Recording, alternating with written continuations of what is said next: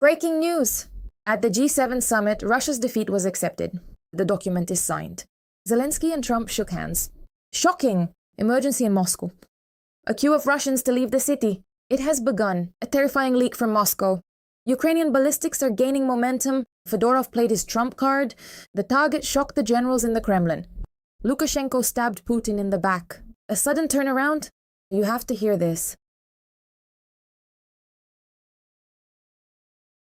Welcome everyone to our channel. I'm Renata Aslanova, and today we're talking with political strategist Rostislav Morzagulov. Rostislav, hello. Hello, Renata. Hello, viewers. Rostislav, we've seen the final statement after the G7 summit, and it's fair to say it's quite positive for Ukraine. Namely, additional air defense systems and interceptor missiles, expansion of long-range capabilities, production of Western weapons at Ukrainian enterprises, new sanctions against Russian oil and gas. On all of this, the leaders were able to agree at the summit. Also, Trump, after meeting with Zelensky, stated that Russia must conclude a peace agreement. Rostislav, there's a feeling that all recent events in the diplomatic arena, well, they've reached their climax in the form of the summit and have simply driven Putin into a trap. At least it feels like that's exactly what the leaders agreed upon at the summit. Yes, that's absolutely right. In fact, the main thing that happened at this summit was the recognition of Russia's defeat. Moreover, this defeat is already being recognized by Putin's own Z-bloggers, because just a couple of minutes before meeting you, I was reading, not without pleasure, but not without, let's say, joy after reading a blogger named Kots. And this person, who is, one of those Putin ghouls, writes there directly that they confirm Russia's defeat at this very G7. What is the G7? The G7 is like a global Politburo today. It's the organization that records what has happened in the world and outlines what should happen in the world. And it's surprising, of course, and very interesting. I noticed in yesterday's photos, Zelensky is sitting in the photos exactly where just recently at the G7, in an expanded format, they even called the organization the G8, that very Putin was sitting. So this Putin has done the seemingly impossible in just a few years. He has sunk all of his country's prospects, and he, well, inadvertently, of course, yes, ended up giving Ukraine the opportunity to truly soar in terms of its political influence. And, well, Ukraine has managed to find itself in this club of countries that genuinely decide the most serious and significant issues. And in general, no one has any doubts about this. So what we were talking about, yes, for several years, various bots have reproached us, writing to us that we are too positive, that we shouldn't say that Putin will definitely lose this political contest with the entire Western world. But we turned out to be right. And today, the confirmation of this fact is present right at the highest global assembly. It doesn't get any higher. I mean, a more serious opinion simply couldn't come from anywhere else. And so we accordingly, well, should give ourselves an A+ for predicting this turn of events 2 or 3 years ago. We also predicted other developments as well. More specifically, on yesterday's stream, you said that after the attack on Moscow, Russia would face a fuel collapse. And well, that's exactly what happened. Yesterday's attack had an immediate effect. From Moscow to St. Petersburg, queues of hundreds of cars formed, all trying to fill up with gas. It also became known that the fuel shortage has reached the Russian army itself. Units in the occupied regions have started feeling the fuel shortage, and Russian residents who also have no gas are preventing them from skipping the line at regular gas stations. Rostislav, it seems Putin has driven himself and actually all Russians into a trap that's, well, hard to escape from. Yes, and this is actually being noticed by the broad masses of the Russian people. And if you go to my personal channel, where I collect these opinions, you'll find statements from Russians living in Russia that would have been absolutely impossible just a few months ago. They say right there that this Tsar of ours, followed by a string of expletives, assessing his mental capacity, well, because now finally they've all understood everything. I mean, for 4 years, they didn't give a damn about tens of thousands of Ukrainians dying or hundreds of thousands of Russians becoming cargo 200 and 300. They sort of had a who cares attitude toward it. And now when there's no gas, when drones are flying overhead, when beautiful fires are burning right in the middle of Moscow, Kapotnya is now the geographical center of Moscow, considering the city's expansion toward the Moscow region. And now they understand this and are speaking out quite openly. And this, of course, is a very serious indicator that, well, in general, this really is the endgame for the Putin regime. This, fuel shortage. Why was it easy to predict right after the Ukrainian army hit the plant in Kapotnya? Well, first of all, confirmation came pretty quickly that they didn't just hit anywhere, but one of the key nodes where the oil entering the plant is distributed And basically, it was clear to me that once it wasn't being distributed anywhere, well, it's impossible to produce anything from it. So the plant was, of course, shut down. And all this talk from Sobyanin and other, Putin officials about how, no, it's just a small fire. We've already fixed everything. Everything's working already. It was clear, of course, that these were just absolutely stupid excuses.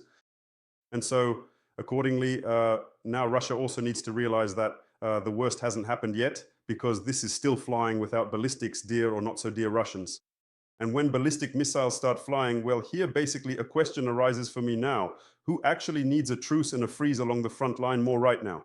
Yes, it's clear you and I here in Ukraine are already physically tired, right, of these constant incoming strikes, of the wailing sirens. But if we take purely the military component, then all these strikes that, Putin in this agony of his is arranging for us just on residential buildings and on the Kyiv, Pechursk, Lavra, and so on, this actually has, as today, the Minister of Defense of Ukraine, a great, smart young guy, Fedorov said that this has exactly zero, basically, military significance because they can't hit anything, not any military production sites. Military production is concentrated in Ukraine. Everyone understands that you can't build any military factories in a country that is entirely within range of Russian missiles. Therefore, basically hitting somewhere where there is at least some concentration of anything even slightly significant for the Ukrainian defense industry, well, that's practically, a high difficulty task, a task, the probability of completing, which is approximately zero. And accordingly, the way Ukraine effectively hits the Russian military industrial potential, well, we see this today with the completely naked eye. We see these kilometer-long queues. We see restrictions on the number of liters of gasoline sold. Somewhere it's 50 liters, somewhere a full tank, somewhere 20 liters, including at many Moscow gas stations, for example, at the huge Tatneft network today, yeah. And so the Tatarstan elites today are getting what they absolutely deserved, right? When they rushed joyfully to steal money on the assembly of Shaheds, right? Which basically they were offered to assemble in the metropole. And when they thought that money has no smell, well, now they understand that it does smell. And it's good that they understand now. Well, let's talk in more detail specifically about Ukraine's ballistics. So the Minister of Defense of Ukraine, Mikhailo Fedorov, stated that Ukraine is developing its own ballistic missile that will strike Russian territory. And he also added that this will fundamentally change Ukraine's status in the world. Also, the media have already begun to suggest that the target of these ballistics, well, will be even juicier targets than oil refineries. Rostislav, could this become a trump card in the hands of the AFU and force Putin to the negotiating table entirely on Ukraine's terms? Well, look, the whole situation should have forced Putin to the negotiating table a long time ago because, well, if you and I predicted exactly, right, the course of its development of this very situation, right, the anti-Putin one, right, this one, then, well, ideally there should have been some people around Putin who, well, had the same, brains in their heads as you and I, well, roughly, right, were right, more or less. But accordingly, he didn't do that. Accordingly, that's exactly why, softly translating, screwed up. From the profanity, old man. So this has now become an absolutely widespread, basically, characterization of this Putin, even there inside Russia today. And when people tell me about this quite openly, sometimes even directly through communication channels that were previously considered unsafe, it's generally quite clear that, well, yes, it's probably already become something of a diagnosis, right? As I have told you many times before, staying in power for so many years can truly make a person become schizophrenic, not just in an emotional sense, but in the real medical sense of the word. And indeed, the fact that he needs to get out of this today, and once again, yesterday, Trump, along with Zelensky, Macron, Merz, and all the other, leaders of planet Earth, offered him a way out of the situation, said they were ready to, accept his, well, essentially surrender, actually, because it's clear that Putin wanted to seize all of Ukraine, half of Africa, half of Europe, all the post-Soviet countries. But what came of it was 0 point jack shit. And accordingly, well, Putin has this opportunity. Everyone around Putin wants him to do it. As one of my contacts in Moscow told me just a few hours ago, and this is a literal quote, there isn't a single person left around Putin who truly understands and shares what he's doing. This doesn't mean they're all wonderful people. They're saying these things for a completely different reason, not a humane one.